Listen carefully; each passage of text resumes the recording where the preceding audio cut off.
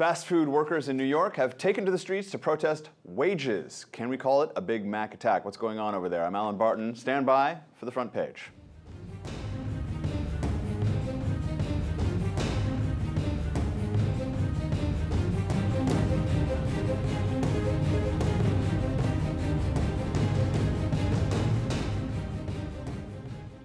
Joining me in studio today for their high-calorie, meaty analysis on fast food wages, Yaron Brook of the Ayn Rand Center for Individual Rights and Terry Jones of Investors Business Daily. This is sort of economics in one lesson redo here. You know, whatever happened to all those? You know, we did a lot. I don't know. We did a lot. I'm sure they're going to go online any second now. There's a campaign in New York City to try to unionize dozens of fast food restaurants, all of them at once. Talk about McDonald's, other chains everyone would recognize. And the goal is to raise wages to $15 an hour, representing right now a $7 hike per hour. Most of them are getting $8 an hour. So the argument here is $8 an hour is simply too low a wage for a city like New York. And the sort of little twist is this encourages government dependency, you see, because they're not making enough money from their wealthy corporate employer. McDonald's is a very successful corporation for decades. And thus, by not paying their workers, you see the workers go out and are dependent on government to supplement the income. It would be better for everyone if McDonald's, we force them to pay more, they unionize, and there'll be less dependency. That's the little trick, the little hitch in there that they're putting in. What do you think? Well, part of the problem here is that what these people are pitted against is not McDonald's, the big corporation. People think that, but it's just not true. The big clown doesn't care. It's the little guy who owns it. He's a franchise owner. He may own 8 or 9 stores in New York City. And I guarantee you, his next store will not be in New York City. He's probably fed up right now and angry. He hasn't made any comments. But you know what they're going to do is price themselves out of jobs. And that's the guy, by the way, who's probably making what? 100,000? Yeah, he might 150? Well, I'm sure he's 200. If they own a lot of stores, maybe it goes up. But on any individual store, it's a hard business to run. It is. And it's very low margins. And you double the wage rate, double it. Yeah. That's ¾ of their costs right there. So what you're going to end up having is a $12 Big Mac. How many people are going to fork up $12 for a Big Mac? Yeah, and everyone thinks, as you say, everyone thinks McDonald's is big corporate. McDonald's is a real estate holding company. Yeah. That's what McDonald's is. McDonald's isn't going to suffer at all. It's the anyway. Yaron, come on in. Yeah, I mean, I sympathize with people making $8 an hour in New York City. I mean, I don't know how they live. I know how much hotel rooms in New York City cost, and I can imagine what real estate is, and even the subway fares and everything. $8 an hour is nothing. But if you really want to look at who to blame for that is look at all the regulations, look at all the taxes, look at all the things that drive up both the cost of living in New York and the cost of doing business in New York that suck the profits of those franchisees down. And as a consequence, the only number they've got to play with is the wages. If you reduce the cost of doing business dramatically, wages will go up. And this is the fallacy. The fallacy is to assume that these guys are making... But they tell you, they will come back and they say, it is not true because those greedy SOBs, the cost of wages go down. And you see it in manufacturing. They ship the labor overseas, and these poor people work for pennies an hour in horrible conditions and fire.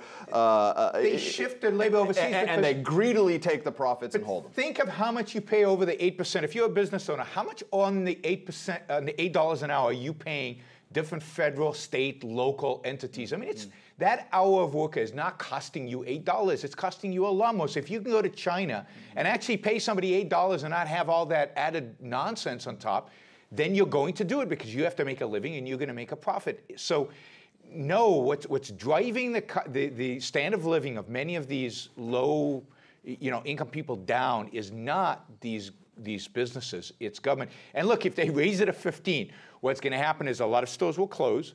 There won't be new stores opening up, and all that will happen is half of the guys or a quarter of the guys making $8 an hour will actually be making zero. They'll be unemployed. This is the myth. Minimum wage creates unemployment. Yeah. If you raise the minimum wage, you create unemployment. These people will lose their jobs because, as you said, nobody's going to buy a Big Mac for for a percentage of 3% return, where they can go and get 3% return on something else and not have to run a restaurant, which is very, very, very hard work. Let's look at the union issue, because I bet a lot of people thought that these workers were unionized already, and they haven't been. What do you think has been the obstacle? Because one would think they would have already. Well, the unions talk as if these jobs are full-time jobs where somebody's taking care of a family.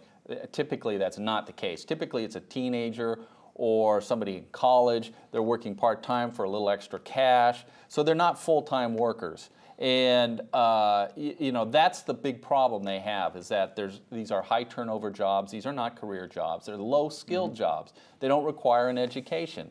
So, you know, you saw those pictures at the beginning of the segment where, you know, people said poverty wages. Well, if you don't want to have poverty wages, you have to do something, the things that people do to remain out of poverty. One is graduate from high school.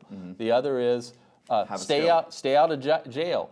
Get a skill, or get training in something, or go to college. Yeah. These are things. And don't major in folklore and mythology and build up a $200,000 in debt while you're studying folklore. And save money. I mean, we live in a society in which saving is considered bad, and in which spending beyond our means is considered a virtue. Yeah. Going into debt is a good thing. One of the other things that we're seeing now that Obamacare is going to proceed and it's to just take over is that companies, because they're going to be taxed blah blah blah blah blah per full-time employee, are moving people to part-time status, thus getting out of Obamacare's mandate.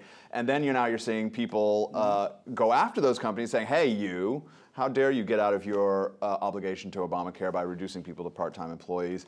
And again, what I sense is another division, class-based, of worker, business owner. That's it. In terms of how dare you try to maneuver out of this. What do you think of that part of it? Because Obamacare is another huge thing that's going to be hitting employers with anyone over. I think this is one of the most odious and hateful aspects of the Obama administration, is the way they promise to bring us all together, and what they in fact do is pit us together in some sort of ugly reality show that's now going to last for 8 years, where people resent and hate the people who own their businesses, who only give them jobs and pay their rent and do all the other things, and they resent people who are rich. They resent people because of their race.